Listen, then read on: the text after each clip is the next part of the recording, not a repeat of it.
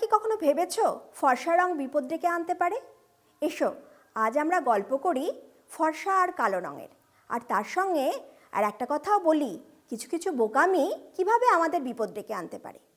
তোমরা তো জানো আমাদের পৃথিবীর চারপাশে আছে বায়ুমণ্ডল, আর সূর্য থেকে আসা অতিবেগুনি রশ্মি বা আল্ট্রাভায়োলেট রে বায়ুমণ্ডল ভেদ করে আমাদের ত্বকে এসে পড়ছে আর আমাদের ত্বকের ক্যান্সারের বিপদ বাঁধিয়ে তুলছে। ক্যান্সার একটা মারণ রোগ, সবাই জানো। আর এটাও জানো আমাদের ত্বকে আছে মেলানিন, যা ক্যান্সারকে প্রতিরোধ করছে। কিন্তু তোমরা এটা কি জানো যে যার ত্বকে যত বেশি মেলানিন সে তত বেশি কালো? তার মানে কালো রং আমাদের ত্বকের ক্যান্সার থেকে রক্ষা করছে। তাহলে কালো হলে মন খারাপের কিচ্ছু কারণ নেই, কালো হলো জগতের আলো। তার মানে যারা ফর্সা লোক তাদের শরীরে আছে কম মেলানিন, আর তাদের স্কিন ক্যান্সারের সম্ভাবনাও অনেক বেশি। কিন্তু আমরা মাঝে মাঝে এমন বোকামি করি না, কি বলবো। আমরা এই রঙের ভিত্তিতে মানুষে মানুষে বিভেদ তৈরি করি। কাউকে বলি ফর্সা, কাউকে বলি কালো, কাউকে বলি সাদা, আবার কাউকে বলি কালো।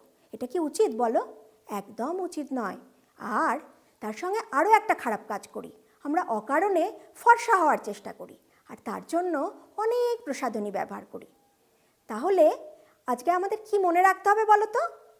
আমরা মানুষে মানুষে রঙের ভিত্তিতে কোনো বিভেদ করব না। আর আমরা অকারণ প্রসাধনী মেখে আমাদের ফর্সা হওয়ার একটুও চেষ্টা করব না, কেননা এই প্রসাধনীগুলো আমাদের ত্বকের মেলানিনকে কমিয়ে দেয় আর স্কিনের ক্যান্সারের সম্ভাবনাকেও বাড়িয়ে দেয়।